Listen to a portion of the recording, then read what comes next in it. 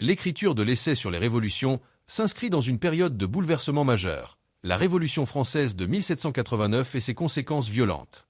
Chateaubriand, jeune aristocrate issu d'une famille bretonne, assiste avec effroi à la chute de l'Ancien Régime et vit un exil douloureux en Angleterre à partir de 1792.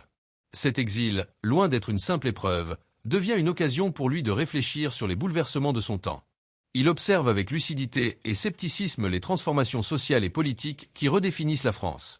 Dans cet ouvrage, Chateaubriand s'interroge sur la nature des révolutions, leurs causes profondes et leurs conséquences. Sa mélancolie face aux ruines de l'Ancien Régime et son désir de comprendre le chaos de son époque transparaissent dans chaque ligne, en faisant une œuvre à la fois analytique et personnelle. Il s'adresse non seulement à ses contemporains, mais aussi aux générations futures, avec l'espoir de tirer des leçons de l'histoire. Chateaubriand commence par replacer la Révolution française dans un contexte historique plus large. Il compare les révolutions anciennes, telles que celles de la Grèce et de Rome, à celles qu'il a connues. Selon lui, les révolutions sont des phénomènes récurrents dans l'histoire, provoqués par des crises sociales, des inégalités économiques et le désir de liberté. Cependant, il constate que ces bouleversements, bien qu'animés par des idéaux nobles, dégénèrent souvent en violence et en instabilité. Chateaubriand démontre que les révolutions suivent un cycle universel. Elles naissent d'un besoin de changement, culminent dans un élan de transformation, mais s'achèvent souvent par le retour à une forme de pouvoir autoritaire. Pour lui, la Révolution française ne fait pas exception. Dans ce chapitre, Chateaubriand analyse les excès de la Révolution française, notamment la violence de la terreur. Il reproche aux révolutionnaires d'avoir trahi les principes de liberté et de justice qu'ils prétendaient défendre. La guillotine, symbole de cette époque, devient dans son discours une métaphore de l'aveuglement humain et de la destruction inutile. Il met en lumière la contradiction des révolutionnaires, qui, en voulant abolir l'oppression, ont instauré un nouveau despotisme. Chateaubriand condamne les moyens brutaux utilisés pour parvenir à leur fin, tout en reconnaissant la légitimité de certaines revendications sociales. Pour comprendre les révolutions, Chateaubriand remonte à leurs origines. Il identifie plusieurs causes, notamment les injustices sociales, les abus de pouvoir et l'écart croissant entre les élites et le peuple. Ces causes structurelles sont exacerbées par la diffusion des idées des Lumières, qui ont offert un langage à l'indignation populaire. Cependant, il critique la façon dont ces idéaux ont été dénaturés. La promesse d'égalité s'est transformée en nivellement par la violence, et le rêve de liberté a été confisqué par une minorité. Citation : les inégalités ont allumé le brasier, mais l'absence de vertu en a fait un incendie. Chateaubriand reconnaît l'importance des Lumières dans le déclenchement de la Révolution, mais il critique leur rationalisme exacerbé. Selon lui, les philosophes ont voulu remplacer la religion par la raison, sans comprendre que la foi jouait un rôle essentiel dans la stabilité des sociétés.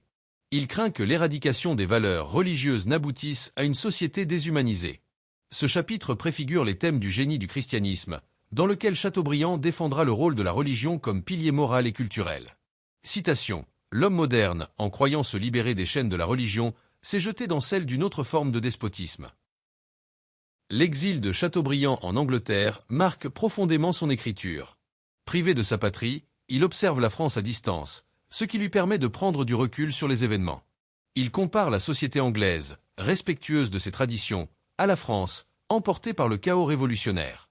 Cette expérience personnelle nourrit une réflexion sur l'exil comme condition humaine, un état de mélancolie et de quête d'identité. Citation : l'exil est le miroir où se reflètent les maux d'une nation. Ce chapitre explore comment Chateaubriand, à travers son essai, pose les bases du romantisme. Il introduit des éléments fondamentaux du mouvement, tels que la mélancolie, l'introspection et la sensibilité au paysage naturel. Ces thèmes, qu'il développera plus tard dans Atala et René, sont déjà perceptibles dans ses descriptions et réflexions. La nature devient un miroir des émotions humaines, une source de consolation face à la perte et au chaos. Il associe les ruines de l'Ancien Régime à une métaphore des sentiments de nostalgie et d'échec.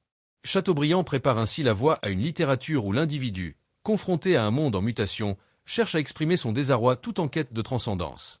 Dans ce chapitre, Chateaubriand dénonce les excès de la modernité, qu'il perçoit comme une rupture brutale avec les traditions et les valeurs ancestrales. Il critique le culte du progrès matériel, qui, selon lui, mène à la déshumanisation et à une perte de repères spirituels. Pour lui, une société qui abandonne ses racines historiques et religieuses court à sa perte.